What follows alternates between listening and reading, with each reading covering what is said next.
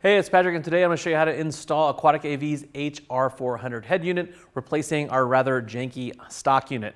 Now this is going to be for road glides from 2014 all the way up to 23, excluding those CVO models. So when they change the headlight and the newer style fairing, this won't work in there, but it'll work in everything else, including street glides and road glides of the same year. This is going to be a nice upgrade because, quite frankly, the stock unit is pretty antiquated. We're going to get a 7-inch TFT touchscreen dash with things like CarPlay and a bunch of other functionality that we don't have in our stock unit.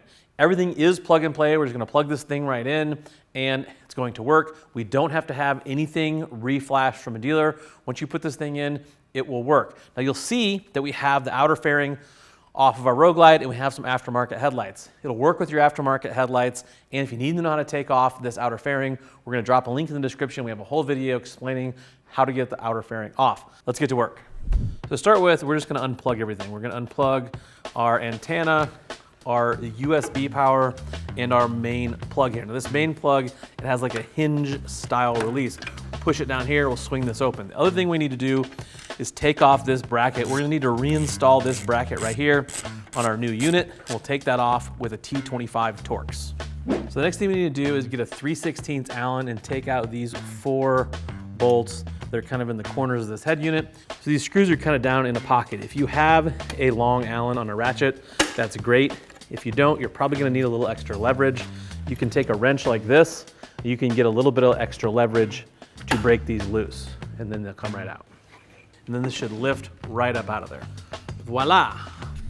So over here on the right-hand side of the bike in the glove box is your USB port. This is gonna get replaced with a USB-C. Now to get this out of here, it's on a rubber grommet in a hole right back here. So we're gonna work it out this way. To do that, we need to pull it out of that hole. It is gonna have quite a bit of resistance on it.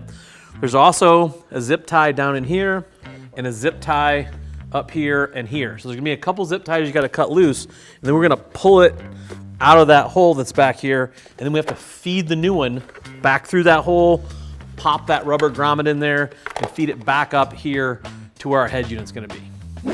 So this is our HR400 brand new head unit. It's gonna go in just like the old one came out. We're basically just gonna slide it back down in there. We're gonna put the 4 Allen bolts back in there, use our wrench to tighten them back up. Now on the back, here's what we have for hookups. We have our factory harness plug that's gonna plug right back in here and snap into place. Over here, this is our AM/FM antenna that we unplugged off of our stock unit, plugs right back here. Right here, this is going to be our GPS antenna. It comes with the unit. We're gonna plug that in and mount it under our fairing. If you're using like CarPlay or something like that, this helps with accuracy a ton. This is our USB-C power, where we took out our USB power. We're gonna route this right back down to the glove box, pull this through the big hole, and that's our new charging port in our glove box. If you want to run a camera or a microphone, you have those hookups right here. These remaining wires, if you're running rear speakers, like aftermarket rear speakers, these are where you hook those up. We are not using these. These are labeled accordingly, so if you're running some extra rear speakers, that's what you need there. Also, if you have an amp, which we do not have, you have your RCA outputs right here. We're gonna go ahead and throw this bad boy in. Once you go back and tighten your 4 screws down, we're ready to plug everything in. So we're gonna plug in our main harness, we're gonna plug in our AM/FM antenna, we're gonna plug in our GPS antenna that comes with the unit. We're just gonna mount it over here with the double-sided tape it comes with.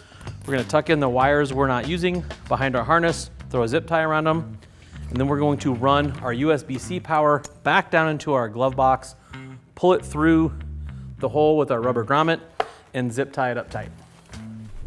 Now that we have all of our wires bundled up nice and secure, we're going to reinstall the bracket for the fairing. We're gonna reuse the bracket, but we're gonna use the Phillips screws that come with the kit. After we get these 2 screws in, we're gonna go around, power the unit up to make sure everything works before we put our outer fairing on. Overall, a pretty great upgrade considering that janky head unit we had in there before, and not a terribly difficult install. We did it with basic hand tools. You don't have to have a lift. You can do this on the kickstand. Everything is pretty accessible. But I would give yourself a solid 2.5 hours to get this done, including the removal of the fairing and putting it back on. And like I said, we'll put that link in the description if you need help getting that fairing on and off. If you have any other questions, make sure you hit that info tab on your desktop or mobile device. That'll take you to the product detail page where you can read other riders' reviews and more specs about this unit. If you still have more questions, feel free to reach out to our customer service team. They would love to talk to you about what works best for you, your bike, and your budget. I am Patrick. Thank you for watching. Now go work on those motorcycles.